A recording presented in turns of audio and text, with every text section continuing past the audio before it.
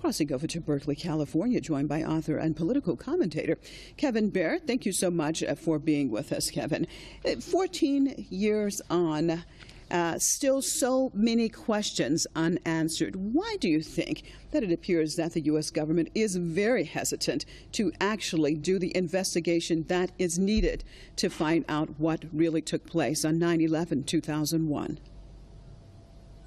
A real investigation of 9/11 would destabilize the United States political system possibly beyond repair, and it could even lead to a civil war. Why do you say that? The truth about 9/11 is so horrific that if the American people actually were to learn that truth, they would completely lose confidence in their system. Because the truth of the matter is that a faction of power here in the United States, the neoconservative faction, orchestrated the events of September 11th, 2001 as a new Pearl Harbor designed to launch their agenda of world domination and rollback of freedom in the United States.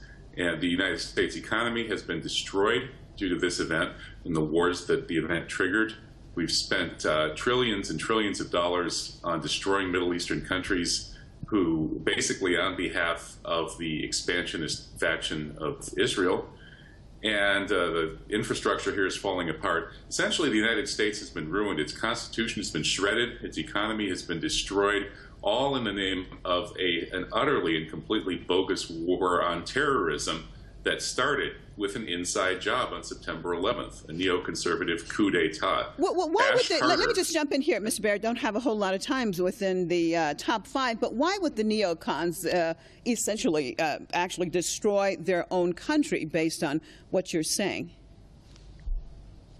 Well, the neocons they've told us exactly why they did it. I mean, they just read their writings and listen to their speeches. People like Patrick Clausen over at the Washington Institute of Near East Policy has openly called for another false flag event like 9/11, like Pearl Harbor, like the blowing up of the Maine that launched the Spanish-American War, the Lusitania in World War I, the fake invasion of Mexico, the Gulf of Tonkin incident.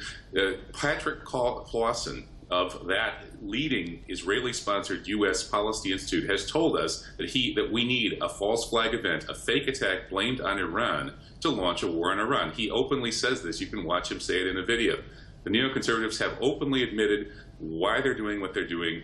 They follow the Straussian philosophy of governance through big lies and mass violence.